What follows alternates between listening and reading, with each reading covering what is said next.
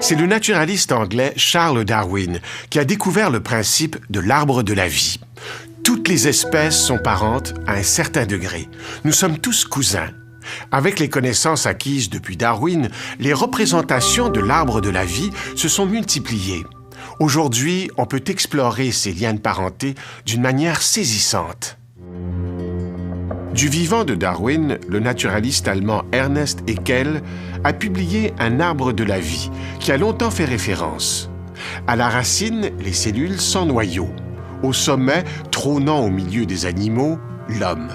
C'est la vision de l'époque.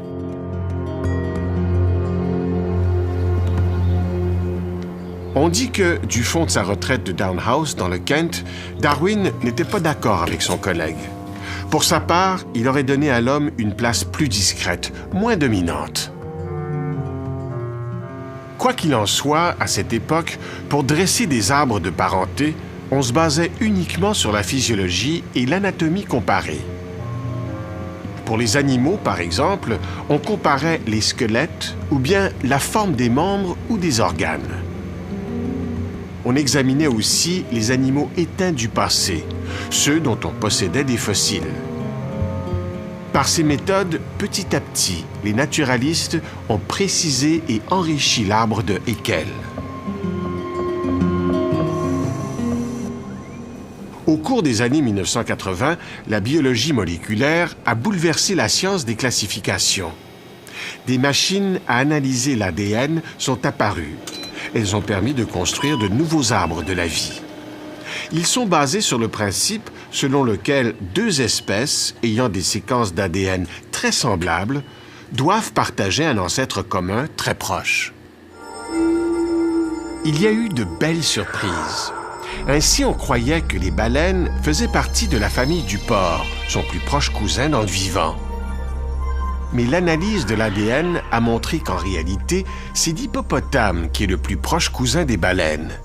Il y a 55 millions d'années, ils ont partagé un ancêtre commun. Aujourd'hui, avec les superordinateurs et la bioinformatique, on croule sous l'information.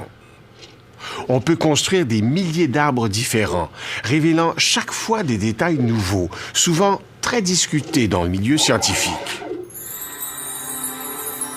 Un des exemples concerne la nouvelle classification des mammifères actuels. Une équipe internationale a publié récemment à ce sujet des résultats fascinants. Ils ont choisi de représenter leur arbre par un cercle. Commençons par le début. Je suis ici sur un point il y a 166 millions d'années, alors que tous les mammifères avaient un ancêtre commun. La première branche à apparaître est celle des monotrèmes, des mammifères qui pondent des œufs. Aujourd'hui, il n'en reste que deux, l'ornithorynque et l'échnidé. La deuxième branche apparaît il y a 147 millions d'années. C'est le moment où les marsupiaux, les animaux qui portent leur bébé dans une poche ventrale, se séparent des placentaires, qui eux portent leurs petits dans un placenta. Les placentaires sont très diversifiés et ils incluent nos plus proches cousins.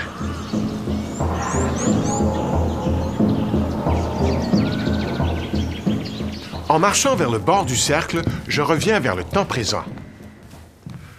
Tout récemment, il y a 100 000 ans, est apparu l'homme moderne, l'Homo sapiens. C'est nous. Mais si je recule dans le temps, je vais remonter l'histoire de notre famille. Ici, il y a 7 millions d'années, nos ancêtres se sont séparés des chimpanzés. Il y a 19 millions d'années, nouvel embranchement, celui des grands singes. Si je remonte beaucoup plus loin vers le centre, à 87 millions d'années, je me trouve au point d'origine de tous les primates. Autour de cette période, on retrouve le début des branches des autres grandes familles de mammifères. D'un côté se situent les rongeurs. Ils constituent le tiers de tous les mammifères. De l'autre côté, on découvre tous les animaux à sabots.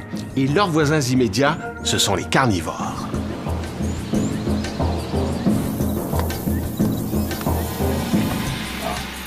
Mais ici, à moins 65 millions d'années, il y a une rupture, un vide représenté par cette ligne pointillée. Elle correspond à la disparition des dinosaures. On pensait qu'après leur disparition, les mammifères les avaient rapidement remplacés. Mais ce nouvel arbre a révélé un trou de 10 millions d'années avant que cela se produise. Pourquoi? On ne le sait pas. Mais ce fait est assez intriguant pour susciter d'autres recherches de ce type, en génétique, mais aussi des fouilles de terrain en paléontologie. En un siècle et demi, l'idée d'un arbre unique de la vie reste valable, même si l'arbre est devenu beaucoup plus touffu et plus complexe que ce qu'on croyait. Rien pour déstabiliser Charles Darwin, qui prétendait qu'on avait à peine effleuré l'immensité du vivant.